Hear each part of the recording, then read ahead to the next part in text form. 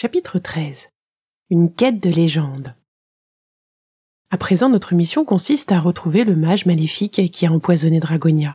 Moi qui pensais que n'importe lequel ferait l'affaire, ça aurait été trop facile. Le problème, c'est que nous n'avons pas la moindre information sur ce dernier. Il va sûrement falloir être patient. Et ça, je dois l'avouer, ce n'est pas mon fort. Pour autant, pas question de foncer tête baissée. On va essayer de dénicher notre méchant ensorceleur par la ruse. Après avoir bien réfléchi et avoir discuté longuement avec mon ombre et Dragolo, on a fini par élaborer une stratégie pour débusquer le bon sorcier. Enfin, je veux dire, le sinistre sorcier, mais celui dont on a besoin. Depuis, presque à chaque week-end et aux périodes de vacances scolaires, je m'envole vers de nouveaux pays pour enquêter sur les magiciens du coin. La langue n'est pas un obstacle, car je parle couramment l'anglais, l'espagnol et un peu l'italien, le japonais et aussi l'arabe. Mon père a travaillé partout dans le monde et il en était bien obligé de le suivre. 1 an à Londres, 2 ans à Barcelone, 6 mois à Milan, Tokyo ou Riyad. À chaque fois, je perdais mes amis. Ça, c'était le mauvais côté. Le bon, c'est que ça m'a permis d'être polyglotte. Papa répète toujours « Maîtrise la langue de tes interlocuteurs ». Ça les impressionne et ça leur donne le sentiment que tu t'intéresses à leur culture. Tu gagnes des points. Désolée, je m'égare. Bref, tout ça pour dire que je me débrouille lorsqu'il s'agit de discuter avec les gens de nombreux pays. Mais pour en revenir à notre plan, l'idée c'est de sillonner les grandes villes du monde entier pour demander aux enfants de nous parler des légendes dans lesquelles interviennent un sorcier et un dragon. En échange, Dragolo les emmène faire un petit tour sur son dos. Et attention, celui ou celle qui nous racontera l'histoire que nous recherchons aura le droit à un vol fantastique au-dessus des nuages. C'est notre promesse. On a choisi cette tactique parce qu'on s'est dit que tout méchant qui se respecte aime se vanter de ses méfaits. Et donc qu'il doit bien y avoir des gens au courant de cette histoire. Depuis qu'on a commencé, on en a déjà entendu des centaines. C'est bien connu, les enfants ont beaucoup d'imagination. N'empêche que pour l'instant, aucune de leurs fables ne correspond. Cela dit, ils se donnent tous du mal, et en échange, ils ont le droit à un mini-tour de Poney et les cracheurs de feu. Ils sont tellement contents qu'après, ils en parlent à plein d'amis. Le bouche à oreille fonctionne et ça devient viral, si bien qu'un maximum d'enfants de la Terre sont désormais au courant qu'une fille parcourt le monde sur le dos d'une créature mythique, en quête d'un récit mettant en scène un sorcier et un dragon. Ils savent aussi qu'ils seront récompensés par un vol inoubliable s'ils dénichent la bonne histoire. Alors, depuis un moment, ils arrêtent d'inventer. À la place, ils commencent à chercher de véritables légendes auprès de leur entourage pour avoir une chance de remporter le gros lot. Au début, le plan nous paraissait infaillible. Mais plus le temps passe et plus nos convictions faiblissent. Pays après pays, ville après ville, nous rentrons sans cesse bredouille et notre morale tombe au fond de nos chaussettes. Et moi qui porte toujours des chaussettes hautes, c'est dire si je suis tombée bien bas. Malgré ça, il est hors de question que je me laisse aller. J'ai fait une promesse à Dracfal, et ce serait horrible que Dragolo ne revoie jamais ses parents. Dans la vie, il faut savoir persévérer. J'enfile un chemisier blanc, je noue un ruban mauve en guise de cravate. Pour ne pas avoir froid, je mets un gilet bleu marine, façon uniforme d'écolière, pourvu de boutons dorés, sans oublier une petite jupe courte et plissée. Et puisque je cherche un sorcier, je pense à emporter un chapeau pointu et une cape munie d'un ravissant revêtement intérieur violet foncé. Rien de tel qu'une belle tenue pour se donner du baume au cœur. Avec ça, je suis prête. Prends garde à toi, ensorceleur. Aussi méchant que tu sois, je te retrouverai. En ce début de vacances de février, je pars en Angleterre. J'ai vaguement entendu dire qu'il y avait là-bas une grande école de sorcellerie. Je croise les doigts. Cette fois-ci, je sens que la chance va être au rendez-vous. Les enfants affluent par dizaines pour me raconter leurs histoires. Elles sont toutes aussi palpitantes les unes que les autres. Malheureusement, aucune ne fait référence à notre sorcier et à notre pauvre dragonne cracheuse de glace. Dragolo tournoie sans cesse au-dessus d'un parc pour les récompenser. Pourtant, je sens dans son regard une certaine lassitude, pour ne pas dire tristesse. Au lieu de faire ses voltiges d'entraînement entre 2 récits, comme à son habitude, il vient très souvent se blottir contre moi. Ce n'est pas bon signe. Plus les heures passent et pire c'est.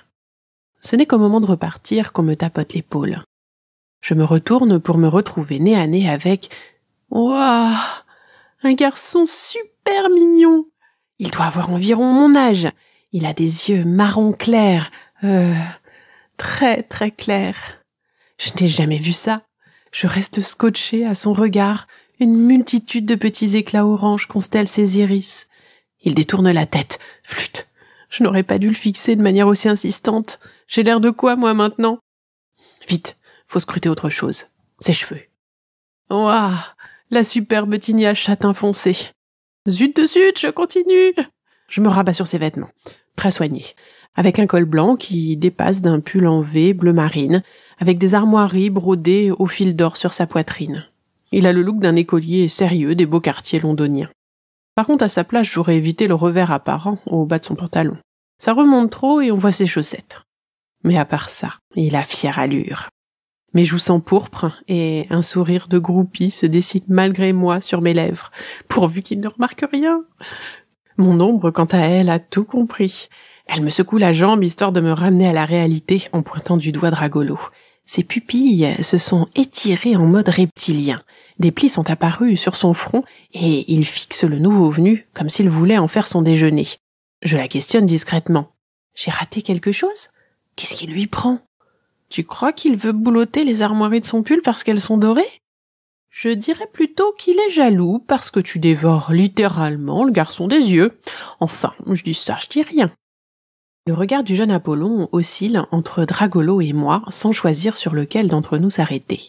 Il semble tout à la fois un peu effrayé et embarrassé. Finalement, il se lance timidement. « Bonjour, je connais une histoire de dragon et de sorcier. »« Oui, super. T'es au bon endroit. Tu peux me raconter? Je t'écoute. Vas-y. » déclarai-je d'une voix plus niaise que je ne l'aurais voulu. Je m'accoute sur le flanc de Dragolo pour avoir l'air cool, alors qu'au contraire, je suis stressée. Malheureusement, quand mon cœur bat la chamade, je perds souvent mes moyens. Et là, ça ne loupe pas. Mon bras glisse sur les écailles et je manque m'étaler. Non mais quel nul! Je passe pour une idiote! Je tapote Dragolo genre c'est bon, je vais bien, fais comme si de rien n'était. Tout en me redressant avec un petit sourire crispé. Mon geste semble apaiser mon compagnon et ainsi rassurer le garçon qui se lance. Ça débute comme toutes les histoires. Il était une fois un gentil sorcier.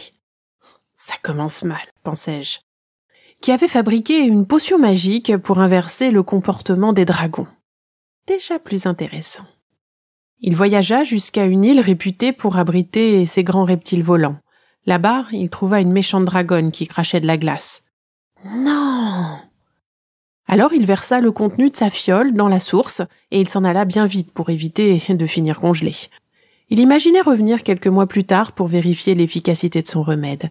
Il souhaitait approcher cette créature car il était fasciné par ces animaux fantastiques depuis qu'il était jeune. Il avait envie de nouer des liens d'amitié avec l'un d'eux.